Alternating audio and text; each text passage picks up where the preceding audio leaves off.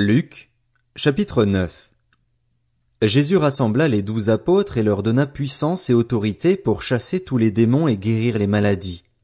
Il les envoya proclamer le royaume de Dieu et guérir les malades. Ne prenez rien pour le voyage, leur dit-il, ni bâton, ni sac, ni pain, ni argent, et n'ayez pas 2 chemises chacun. Quelle que soit la maison où vous entrez, restez-y, et c'est de là que vous partirez. Si l'on ne vous accueille pas, sortez de cette ville et secouez la poussière de vos pieds en témoignage contre eux. Ils partirent et allèrent de village en village. Ils annonçaient la bonne nouvelle et faisaient partout des guérisons. Hérode, le tétrarque, entendit parler de tout ce qui se passait. Il ne savait que penser, car les uns disaient que Jean était ressuscité, d'autres qu'Élie était apparu et d'autres qu'un des prophètes d'autrefois était ressuscité. Mais Hérode disait: J'ai fait décapiter Jean. Qui donc est cet homme à propos duquel j'entends dire de telles choses?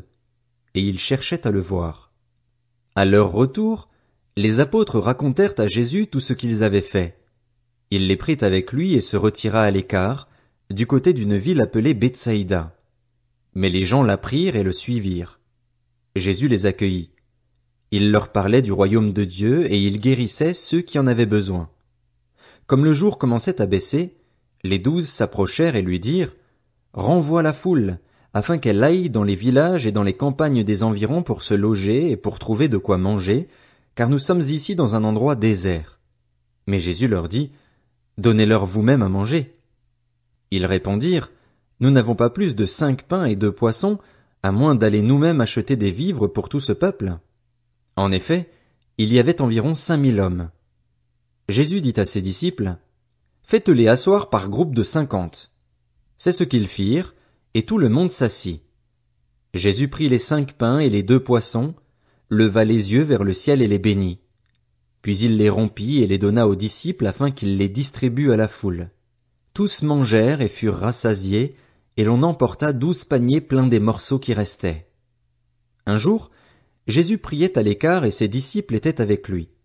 Il leur posa cette question: Qui suis-je, d'après les foules?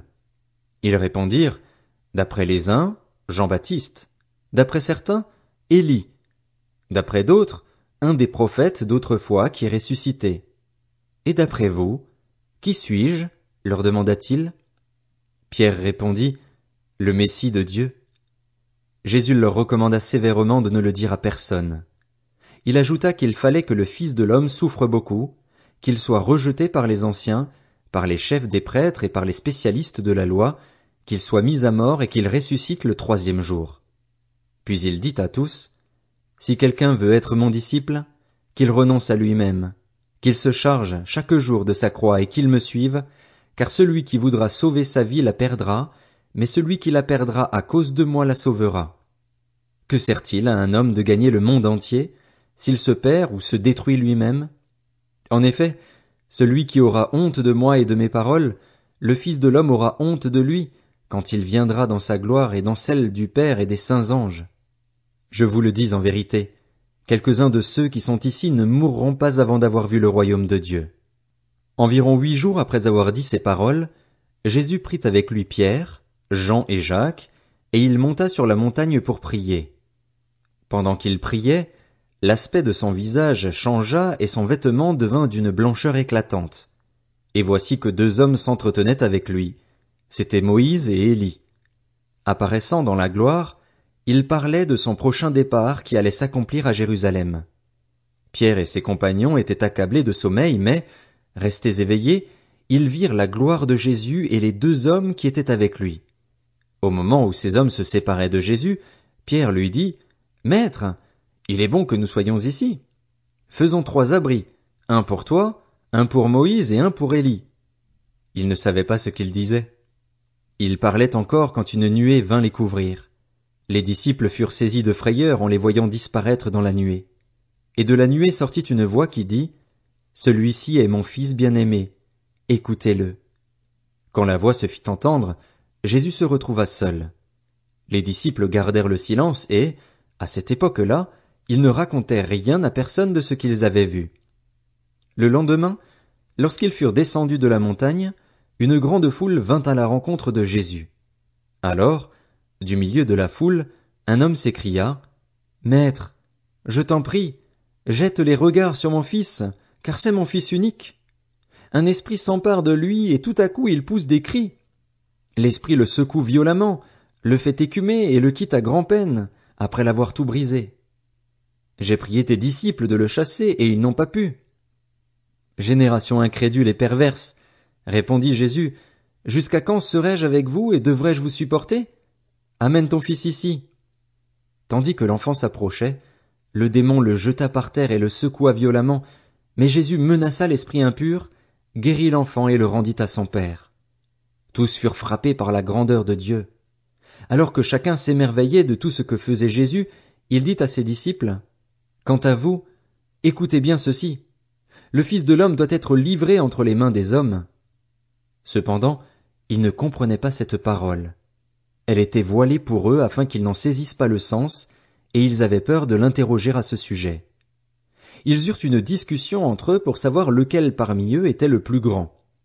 Jésus connaissait la pensée de leur cœur.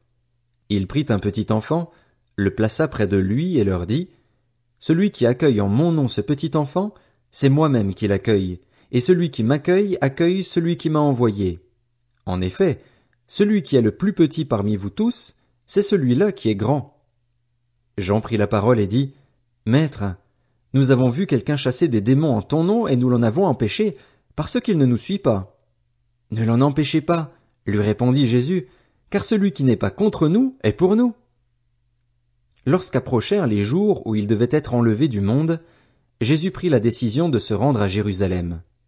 Il envoya devant lui des messagers qui se mirent en route et entrèrent dans un village samaritain pour lui préparer un logement. Mais on refusa de l'accueillir parce qu'il se dirigeait vers Jérusalem. Voyant cela, ses disciples Jacques et Jean dirent, « Seigneur, veux-tu que nous ordonnions au feu de descendre du ciel et de les consumer comme l'a fait Élie ?» Jésus se tourna vers eux et leur adressa des reproches en disant, « Vous ne savez pas de quel esprit vous êtes animés. En effet, le Fils de l'homme n'est pas venu pour perdre les âmes des hommes, mais pour les sauver. » Et ils allèrent dans un autre village.